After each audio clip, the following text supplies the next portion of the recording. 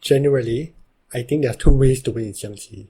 The first, faster way to win in Xiangqi is a very obvious, exploiting the opponent's vulnerabilities and to deliver them a checkmate, even at the cost of your king's safety. This means trading pieces for your tempo, or seeing a killing opportunity or killing combination with additional material attacking them. On the other hand, there's a slower, more fundamental way of winning, where you're up in material and you try to kill them. Now, some of you may be asking, but this is so obvious, why do I need to know all of this? This is the basics of basics when it comes to endgames, and even I do not know all of them. This is what happens when all the pieces are traded off and one player has a piece above the other. So, today I'll be showcasing some of these endgames and hope you can learn something from them. If you enjoy this type of content, please like and subscribe. And if this video gets good views, I guess I can make a part 2 teaching you guys more about these endgames. Without further ado, let us begin. Now the first one is what we call the white-faced general, 白脸将. Now, very simply, in Xiangqi there's a condition. You're not allowed to have generals facing each other. This is due to the legend where, back in the olden days where the countries are at war, one of the generals look at the other to mock him, and the receiving end didn't like it that well, so he threw his fucking spear to his head. You know, the classical, when I get bullied online, I will present a spear. But this is a very important concept for number one. You want your general to be in the center in the endgame, such that it can control the middle file. Let's just compare. In the general, if it's in the middle, he has three options: up, left, right. But for the general at the side or the corner, he can only go up with the opponent general blocking him off. So this is the basic concept where you want to go for the middle general. So here, right, black has chosen k5 plus 1. He cannot do k5 equals 6, because otherwise the red will now have the control over it, and that's not very good. So k5 plus 1, oops, let's go k5 plus 1. Here, red will play r9 plus 8 for r9 plus 5, doesn't really matter, as long as he doesn't reach us here, to go and recapture the center. Very easy, k5 minus 1, he still wants to maintain the center. r9 equals 5 to check, he's forced to one end, he can't go here, he can't go stay here, he must go here. k5 equals 6, k6 equals 5 to maintain this center control. Opponent is forced to play k6 plus 1, k4 plus 4 is a alternative to checkmate. The usual way is k5 equals 4, checkmate. It's like Laddermere. You both control two files that he can follow, and he dies. Or the other one, spicier one, this one will be very important later on in other endgames where you want to control the center. Now this separates the corners from each other and forces the general to go to the corner. He cannot take back. He cannot take it because the general is blocking it, he's protecting. Since if he takes it, the opponent general will be looking at him and he dies. So he must move up, and now here, red can just do nothing and he dies. Because stalemate is checkmate in Xiangqi. This is very important, such that this square and the general being in the center are two very important spaces they want to occupy. So first one is the general in the center file. The second one is the chariot or the car being in the center of this opponent's palace. Alright, so this is the easiest checkmate pattern. Anybody getting lost? If not, we can move on to the second one, which is cannon plus advisor. Now, of course, if you think about it, cannon and general cannot win opponent general. It doesn't make sense. Generals cannot look at each other. Cannons need one tile to jump on to win. So, it's simply impossible. It will always be a draw. But if your cannon has an advisor, has a pawn, has an elephant, has anything, he can win this game. So, let's go. So, of course, the opponent general will be in the center to make the life harder. We'll play the general up to try to connect the cannon here to control the center as well. General must go down or up, doesn't really matter here. Advisor goes up. Like I said, he wants to go to the center now. General goes up. He could go to the side here, but it will just greatly accelerate. Cannon checks. General is forced to go to the side. And now, do not move these two pieces. These two pieces are controlling the center. Let the general just rot away inside that file. So your general must go up to control the center now. Once your general controls this center, you can now attack with another piece to kill him. General goes down. Your general takes the center. General goes up. Advisor goes up. And now the cannon is going to deliver checkmate in the next move. K6 minus 1, C5 equals 4, checkmate. Basically, the cannon and the advisor are acting like the chariot from the previous game, if you can see here before.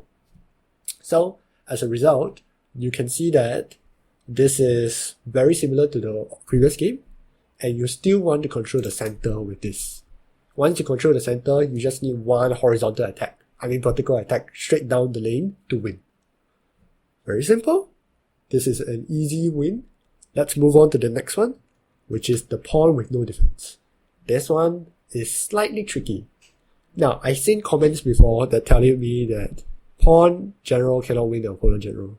I made this in the Xiangqi is better than chess video, but it is true that the pawn can win the general. Pawn with lone general can win the lonely general. Oh, whatever. So, general is going to be in the center. Very simply, pawn goes up, because you have to push a pawn. The opponent general will always take the center file. He has to. Now he moves to the side. Opponent can move here, technically speaking now, but why would he? It will just allow you to push forward. So opponent will go up, pawn will go up, general has two options here. He cannot go up here, he can go down. Let's say he goes down. What will happen here? Pawn will go here.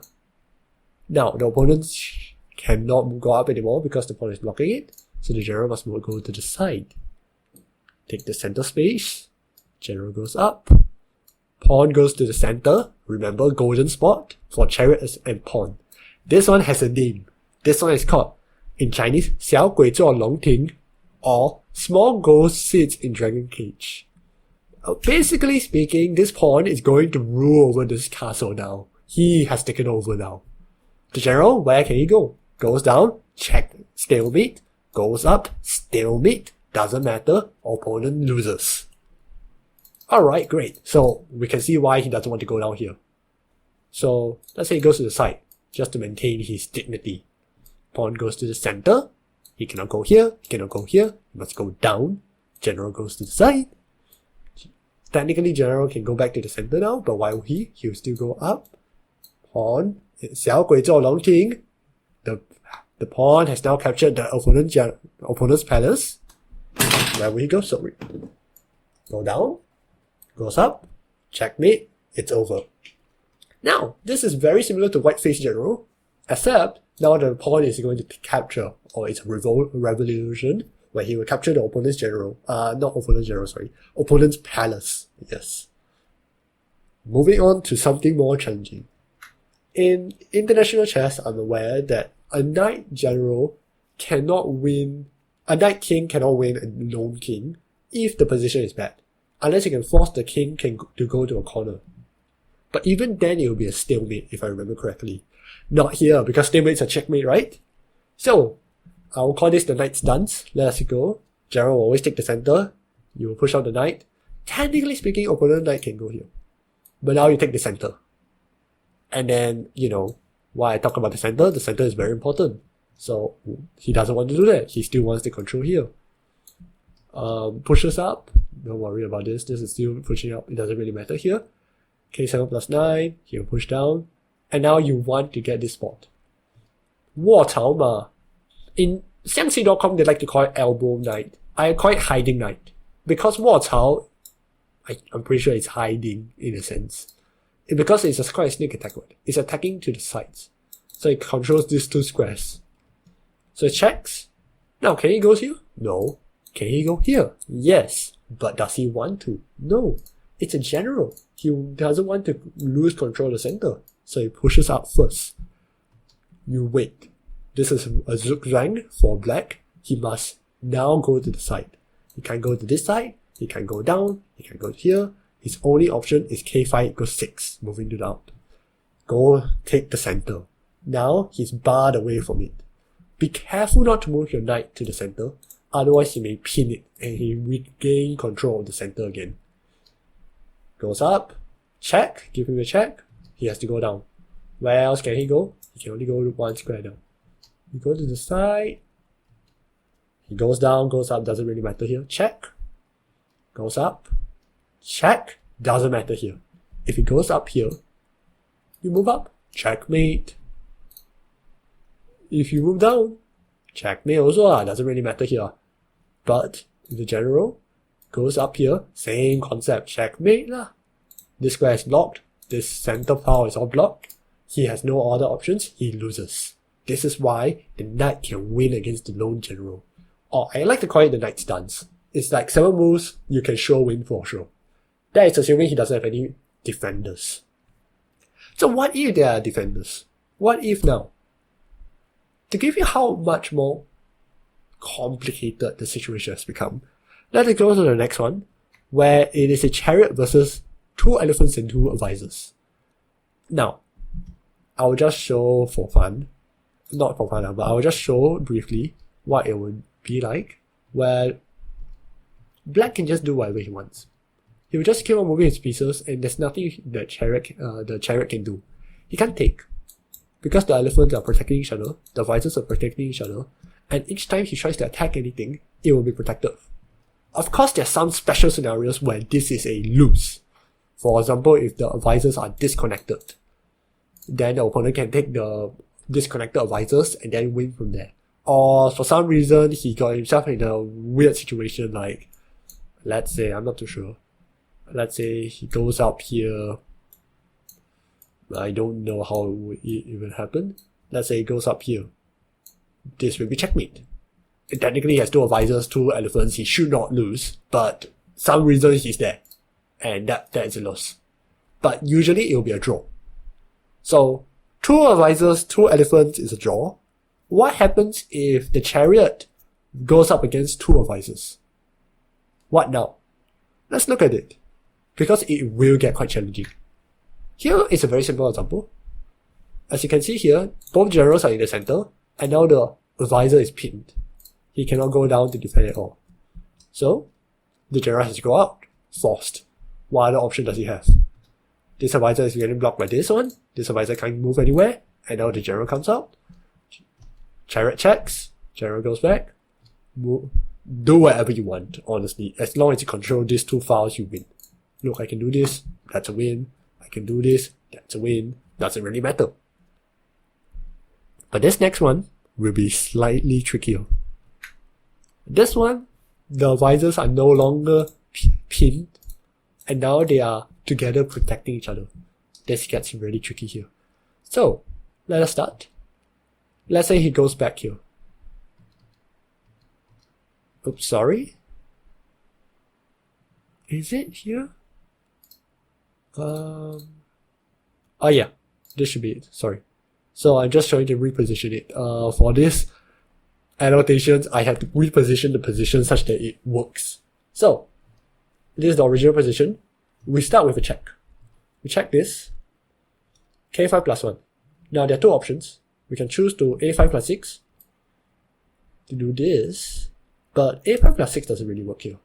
The main reason is because we would like to now try to do...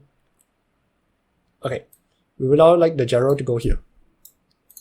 If the general goes back down, the general goes back here. The general can take control, but now we attack the advisors, and 1 advisor is simply a win. Actually, there's this move. No, he cannot do anything to defend it. He can go back here, but I would still take it for free. So obviously he will not do that. Here, I'm pretty sure opponent is, you just have to try to capture it. If he tries to go back down here, to form this formation where he's sealed out. All you have to do is push your general here to pin the advisors. Now what do? He has to go down, check, give him a little check here. He has to go up, the advisors are pinned, check again, go down, this advisor is pinned, so you can take this advisor for free. And this is mate. Center in the palace again. See? Oops. Alright, of course, that is the easier way. Let's try the trickier way here. Here, we would like to check. No, we would like to go here. We are trying to threaten white-face general. 白脸将啊. And he has to forcefully go down. He doesn't want that. We check him, he goes here. Now we go here to try to take his advisor. One advisor is a sure win, because we can easily take it on later on. The double advisor, remember this position? General goes back. Doesn't matter what he does here. Let's say he goes around here. Round 2 again, we win the advisor like this. But what happens if general goes down? Even easier. Check, go back, kill. See? You just need to remember about this position. If you can force him to this position, you win as red 100% of the time. Be careful not to blunder, but this is a sure win. Now, double advisor sounds quite tricky already. What about double elephants? Double elephants are trickier. Yeah, this is one of the harder ones. I had to learn this myself before making this video. So there's this one. Oops. That's this case. Let's say we have this. This one is easy. This is the easier option. There's double elephant and the general is mispositioned. We give him a check. The general will have to go up. And now we take control of the center. Because there's a fork on the elephants, there's no way he can do anything. Sure, he can go here to try to not block the protection, but black loses immediately. So, let's say it goes down, there's an elephant gone. If there's no elephant, we go back to white-face general. Okay, very simple, we don't have to watch anymore here. But what about in this position? This should be the original position. First, the 2 elephants are connected now, but the general is no longer at the sides. So now this is a bit trickier. R2 equals 6 to check him, to make him go back to the center. Luckily, we have our center general. We are trying to attack the elephant. Because this elephant is pinned, we can take this for free. So there's 2 options. Let's say it goes down here. Very simply, we just go and attack the center.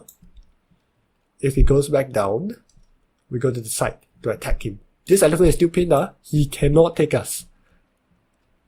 Let's take the easier option first. Let's say he push out his elephant up. Here, fork. Okay, that's it. We don't need to talk about it. Oh shit. But what about the other one? Let's say the general goes out. Now this is fun. We check him, and either way, wherever he goes, we will just slide to the middle. Why? Where else can he go? He's basically forced. He has to move an elephant. If he moves his elephant here, okay. If he moves his elephant here, we have a nasty white-face general coming up. But let's say he moves his elephant here, we will give him a check. Actually, no, sorry. We don't need the white-face general him. Either way, we just go down to check him because white-face general, if he cannot take it, we just take the elephant for free. Go back. So that's the easy option. Let's say his general goes out. That's the harder one.